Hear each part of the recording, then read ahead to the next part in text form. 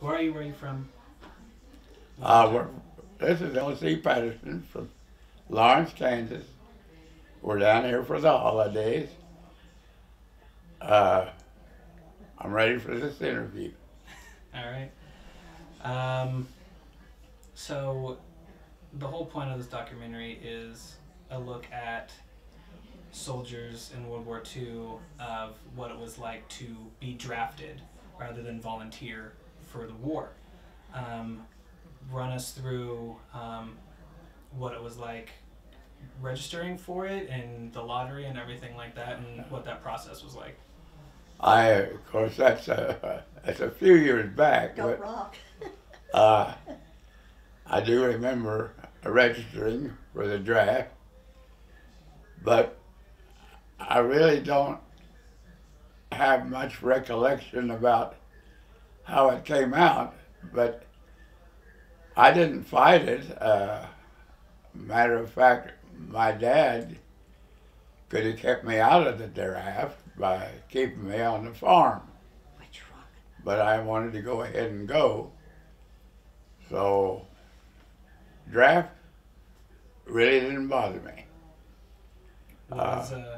What was your motivation for wanting to go ahead and follow through with it instead of staying on the farm? Well, I think it was a change of life. Uh, Change of things that's been going on. I wasn't too happy on the farm. Uh, Matter of fact, I left the farm when I was 16. And Guys. I just kind of wanted to get out and see the world, I guess. All right. That's good. What was the in-doc process for showing up, having your name called, and showing up for duty? Well, like I said, that was a long time ago, buddy. But I don't remember it shaking me up too bad. They just called me up and told me when to report. Uh, we called on this old Greyhound bus in Caney, Kansas, and went to a place just out south of Leavenworth, Kansas, and where we were supposed to wait for the Leavenworth buses to come out and pick us up.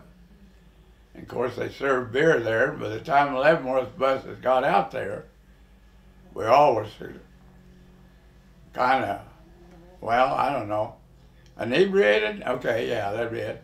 And we couldn't even take our test that day, so we had to take our test the next morning at Leavenworth to get in. Okay. Um, wh- um, where did you first go into after you reported to Leavenworth? Where did you go to training?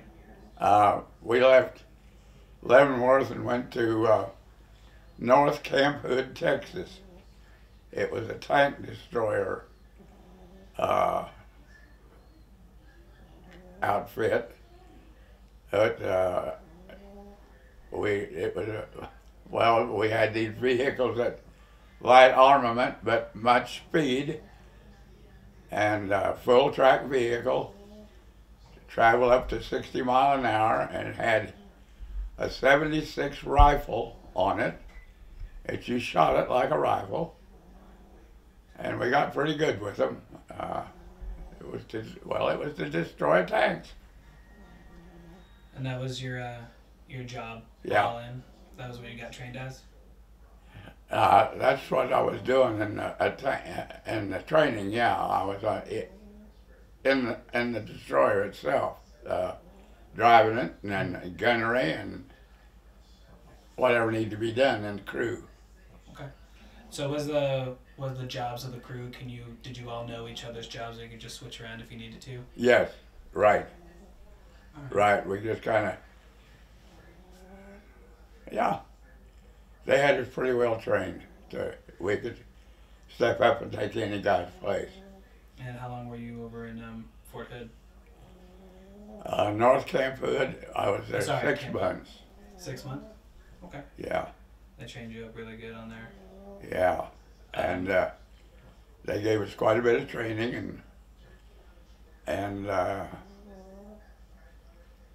we left Camp Hood and went to a Repel Depot, we called it, a replacement depot. But I couldn't go overseas at that time because I had blood poisoning in one of my ankles. How'd you get blood poisoning? You know, I don't know. I don't know. He was in California by then. And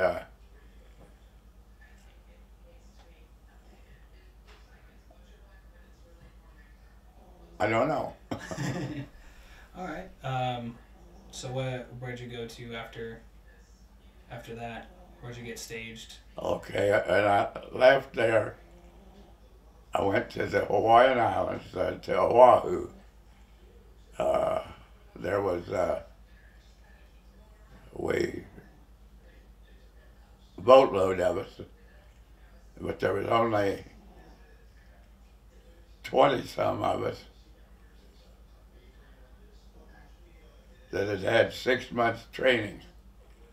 All the rest of them was infantry that had 6 weeks, and they had to pick up more training in Hawaii. And so they took us, just the 26 of us, around the island to a resort, and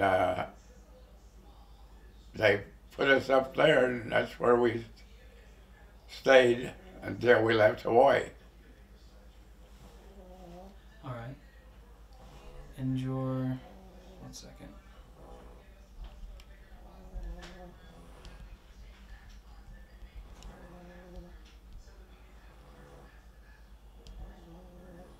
Okay. What was your next stop after Hawaii? Well, let's see. We set sail. Seemed like we touched the Marshalls, but we unloaded at the Marianas, Saipan of the Mariana Islands, and we were there quite a while. Okay. So you were in Saipan for a little while. Yeah, Were you just waiting on orders, or? yeah. Okay. We were replacements. We were just we were just puppets that they needed someone somewhere to get shot at. They took us over there and did it. And I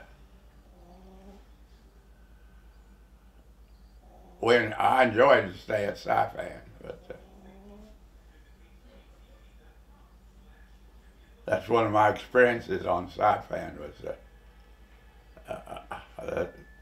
a highlight of my tour was my buddy and I'd go out in the afternoon, and that was a B-29 base there on Saipan. And we'd watch the B-29s take off to bomb Tokyo and come back in from bombing Tokyo. And they'd take off a cliff, and they'd drop completely out of sight, the bombers would. And you'd think, you'd look for a splash, but it never happened. And they'd eventually get enough altitude to where they'd really be airborne.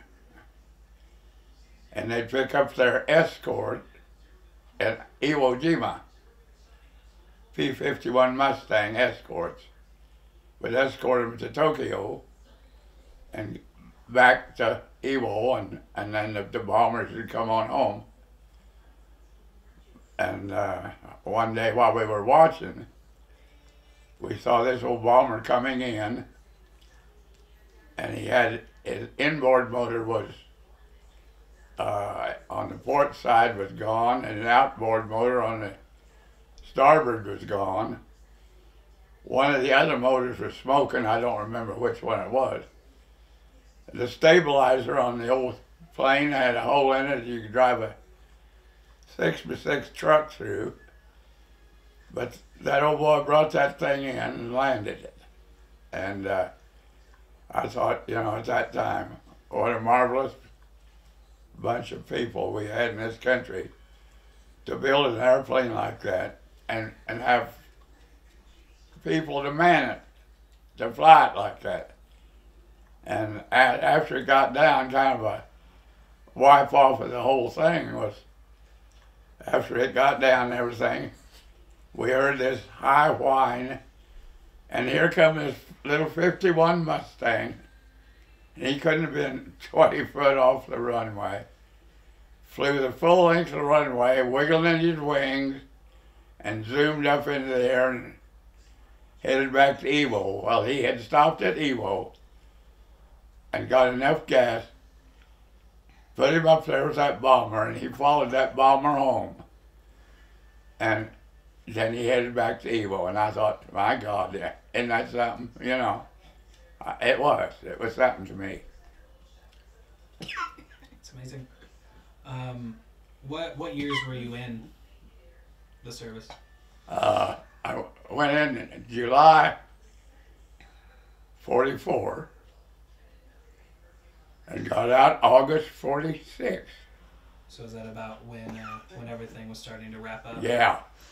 Was this Pretty before? much that. Was this before or after the nuclear bombs? Or during? Let's see. There we go. My old mind clicking and working. I remember them. We were on the ship leaving Okinawa, headed for. We'd secured Okinawa, headed for the Philippines for a rest. And we heard it declared BJ Day. And after the bomb, I don't know if it was both bombs or just the one, but I think it was both of them. And there you go again. I'm 91 years old, and a lot of things has left me, but. So were you part of the force that came in and secured Okinawa? Oh yeah. Yeah, that's where I saw my combat, is Okinawa. The island of caves and tombs. They had a lot of tombs there that they were like built into the side of a hill, and all you saw in there was vases of ashes. And then caves. Oh my God, there were so many caves. We had I was in the artillery then at that time because they didn't have tank destroyers. It wasn't over there. So we were in the artillery, and we had a gun emplacement there, and every night at about twilight, we called him, well, P called Charlie, and he'd fire 3 rounds into the area, and they never could find him. And finally one day, they caught him. It was a gun that they rolled out of a cave and fired 3 times and rolled it back in the cave and pushed the bushes over the hole. And they finally just got a shell in there and got him.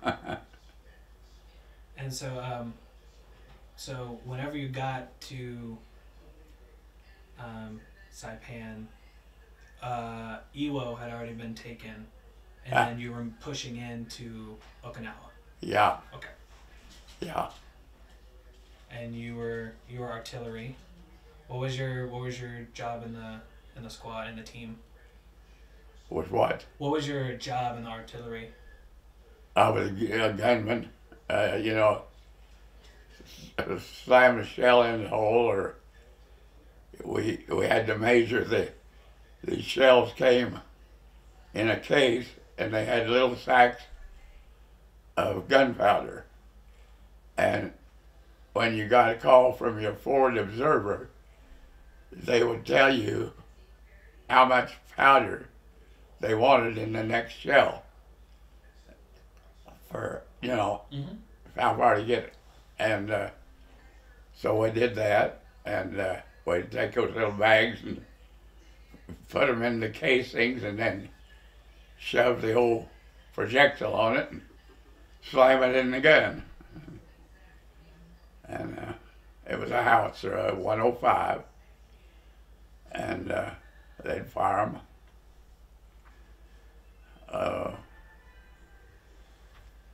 Let's see, a lot of funny experiences. We had trip flares on Okinawa. We were all billeted in 6-man holes. They'd dig out the holes and just put a tarp over the top, and then out in the front of it they had room for a 50 caliber machine gun and a 30 caliber machine gun where you stood guard. You had to put a guard on it.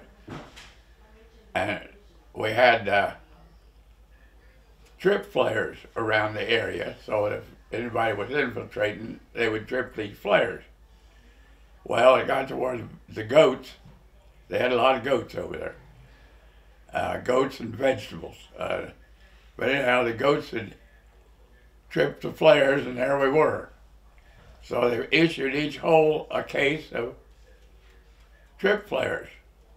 And if you thought you heard something, you pulled the pin and threw it like a grenade. Well, I was on guard one night, and you're so alone, it seemed like, but I was on guard, and I heard something out in the sweet potato. We were in the middle of a sweet potato patch. And so I threw a flare out there, and it didn't go off. It was a dud. So I reached and got another one and threw it out there. And sure enough, there was something crawling through those sweet potatoes. Well, I swung the old 30 caliber around and let it have it. And the next morning, I dashed out there to get my souvenir, and it was a little black pig, and all that was left of him was a hind quarter, a ham, and the old cook down at the cook shack fixed it up for me. So I had a ham. But, that's just some of the things. What we went over some fun things that happened out there. Some things that you wouldn't believe, like the bomber coming in and landing, even though it shouldn't have been in the air.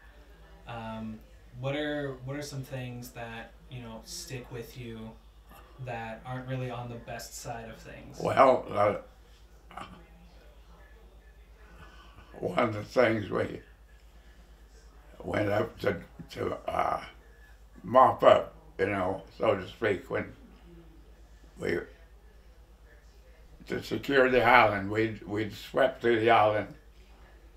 So we were coming back through, mopping up, we called it. And it was the infantry to take their flamethrower and fire it into the caves, and Japanese had come running out on fire, and it was just like target practice. They'd shoot them as they ran down here, getting away from it. But, I didn't like that so much, but I was very fortunate. The good Lord was with me. I think the only thing I had in the war was a crease in my steel helmet from a bullet, and it might even been a ricochet. I don't know.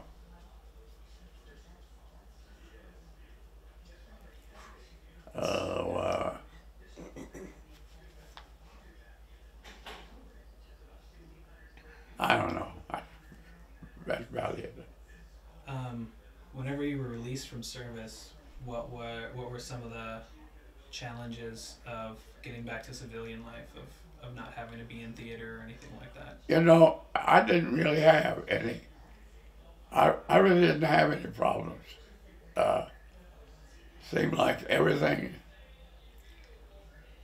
happened all right, right?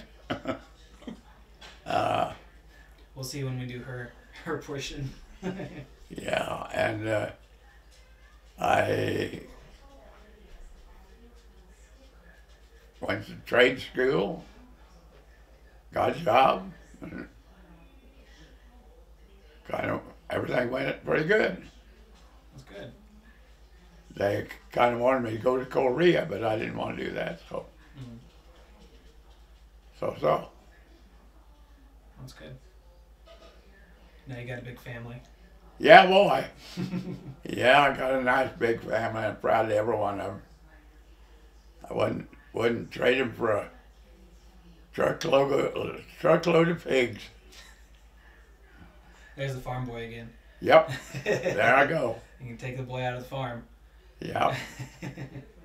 All right. Well, thank you very much for your time and your stories. Well, you're quite welcome, sir. Quite welcome. And I wish my memory was a little better, but that's all right. Maybe later. That'll hit you again. Okay. All right. Well, thank you. Thank you. Recording. And all right, we're recording. Okay. So we're gonna start from the beginning again. Take 2, I guess. What's your name and where'd you come from? My name is Doris Bradford Patterson. I originally came from California. At the time of the when everybody was losing their jobs and the Great what? Great Depression? Depression, that's it, the Great Depression. But I was pretty small, but grew up in Caney, Kansas then after that, and went to schools in Caney, and that is where I met my husband-to-be. We went to school, we went to high school, all through high school together, and started making eyes when we were probably sophomores and going steady by the time we were juniors, and engaged when we were seniors. And then at the end of our senior year was when all of our dedicated big boy hams that we graduated with had to go to sign up for the draft. So that left a bunch of us ladies twiddling our fingers, but not for long. When my husband I was not married at that time. We were still engaged. I went to work right out of high school at the State House in Topeka, Kansas, as a clerk typist, and was fortunate to really enjoy it there. I was in a private home with a family, and one other girl, my friend, that we had gone to school together in Caney, got to go together. So we were not by ourselves in Topeka. I can't remember the first time that Ed was back home, but let's see, there was one time before he was gone that my friend and I, when we first went to Topeka, we went into a hotel. We went there 18 years old, and knowing nobody, didn't know what to do, and the hotel, according to my boyfriend, whose cousin lived there in Topeka, that was a hotel of ill repute. So it was no time that they found this room with the private family for us to move into. But we enjoyed our work, and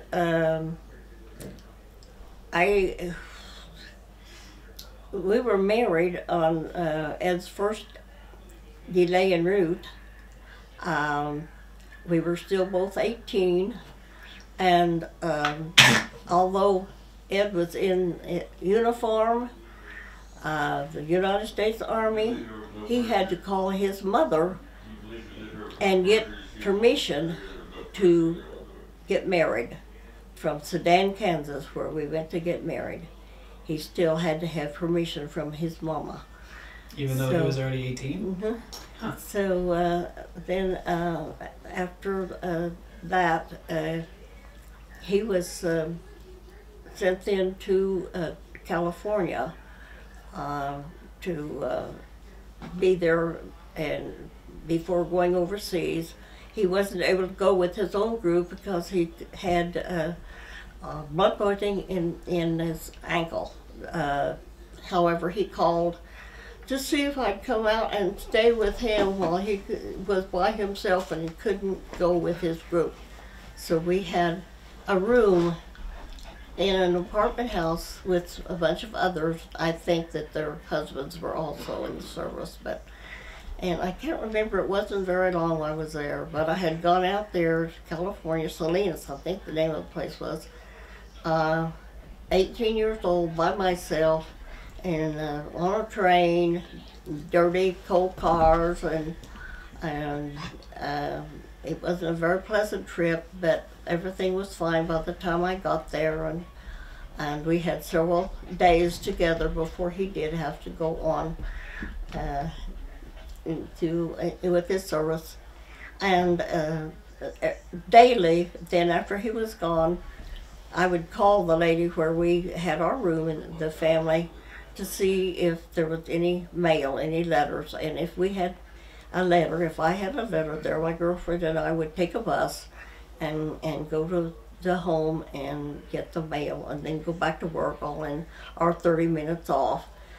And that was the main thing for me to look forward to. So I would take some bus trips home to Caney to be with the family off and on, but it'd just be a weekend, and it wasn't all that bad. We didn't know anything else, just to wait and hope. And then when he did get home, I left my job again. Well, let's see, did I ever get to California? Left my job when I went to California, but I got another one back again in another area in Topeka, and then I left that again when he got home, because I knew I wasn't going to be staying in Topeka with him down in Caney. And we just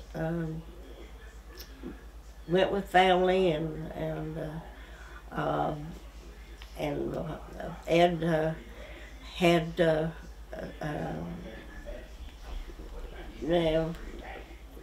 spatial training himself to help us along, and then we had our first little cabin, and had enough dinnerware and all for 3 people, as his sister would come in and have dinner with us then for a while, which was very nice. It was also nice that his dad did come in and watch the TV once in a while we were from the farm, and then he could be with us for a while. And his mom, of course, we were close. Our first, we had graduated from the cabin to a small apartment when we had our first daughter, and she was born December the 11th. And we were so afraid that, well, we didn't have hardly any gas pressure, and we just knew it was so cold. So we borrowed my mom and dad's car and bolted Terry and went out to Grandma and Grandpa Patterson on the farm, so we would have some wood heat. But that baby was just as warm as she could be, no problem. I think we were just wanting to get away from our house, be sure everything was all right. So you had a good you found a good routine while while Ed was gone and he was he was Yes. doing a service. You had your We daily just- routine just to get by and Everything, we just had our own, I keep saying we, but my girlfriend and I were very close. We had gone through grade school as well as high school, so we were a team, and we made our trips back and forth to Caney together, and she went on to college, but then later she married a lawyer, that he had been in the service too. We had been friends for many, many years. And we had our routine as just anybody that has a job, and we were paying our way. It wasn't very much. We didn't have to pay very much. yeah. But we lived as a family with the private home where we were, played cards with them. And even we played cards to see who had to help do the dishes. And, that's just like being at home. So it wasn't, we did as well as we could, and we kind of had fun at it. And then we became grown-ups. So Yeah, it seemed like you needed to become a grown up pretty fast, especially with that kind of environment. yes. You know, all the guys getting shipped off. Yep. You guys had to step up, Yep. and that was something that not a lot of people had to do before. It seems like from 2 years that he was in the service, a little more than that I think it was, but it didn't take long for us to become friends again and know each other better again. So Yeah, Yes. like to me, it seems like the women left behind are like the unsung heroes because they kept everything running whenever most of the yes. men were gone. yeah, right. We just hoped and prayed that was the way it would be, and no, nothing was going to be wrong. Yes. What were some differences between when Ed left and when he came back? In what respect? Any kind of respect, physical, personality wise, any kind of thing. Well, he'd grown up, he'd grown larger. And in fact, he was not recognized by his own dad when they first got home. And this one time, I was not greeted by him when I came home on the bus, but he had gone to a basketball game with his cousin at the high school. So my daddy had to come and pick me up at the bus station, and that didn't sit very well. But I'm sure it wouldn't. but it seemed, here I was so happy to have him back, and it was just having fun, waiting for me. What was it like going from basically working every day to going back to being a housewife and not having to do that? Did you take pride in what you did during then and felt kind of like a loss whenever you had to move back? Well, yeah, we just knew that we were going to be a family, and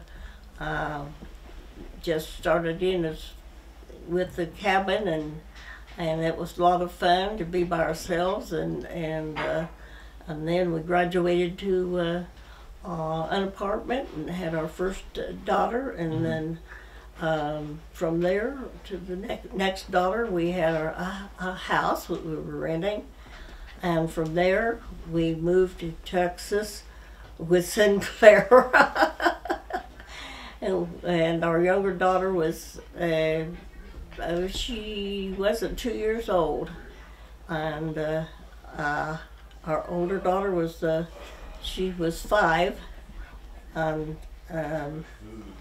we had a few years in Texas with a lot of fun until they caught up with us and said, you either have to go north, and we didn't want to go north, so we went Sinclair and went back to Caney.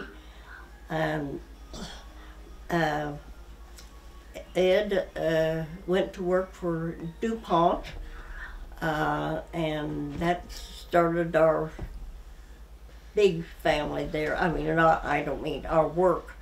And then we lived, and we went from Topeka we were in Topeka about 7 months, and moved to Lawrence, Kansas, because it was a smaller place, and we were fortunate in being able to buy our first house, and we have lived no longer farther than a block from that place where we are right now, where we are in our house now almost 50 years. So. And you built that house? You had that one built? Huh? You had that one built? Yes, we had the last one built, and have enjoyed it very much, and our neighbors. We've had some very good neighbors. That's good. All right. Is there anything else you want to say before we're done? Just with our advanced family, our two daughters, with us starting it, we have had several grandchildren, great-grandchildren, and 3 great-great-grandchildren right now who we are very intrigued with, and they also entertain us highly. One is almost a year old, one is almost 2 years old, and one is 3 years old. And they keep us busy if we can ever get to Arkansas to see them, which is maybe twice a year, with the help of our both daughters. With us not being able to drive any distance, they will come and get us. And then our Terry daughter lives in Caney, Kansas, and our Mary daughter lives in Arkansas, and one will come and get us, and then the others will take us back home. Then it works out very well for us. That's and good. We entertain. We are happy to have the girls with us again. That's good. All right. If that's all you got, I want to thank you for your time, and I appreciate you sitting down with me. It's been fun, and thank you very much. All right. Thank you.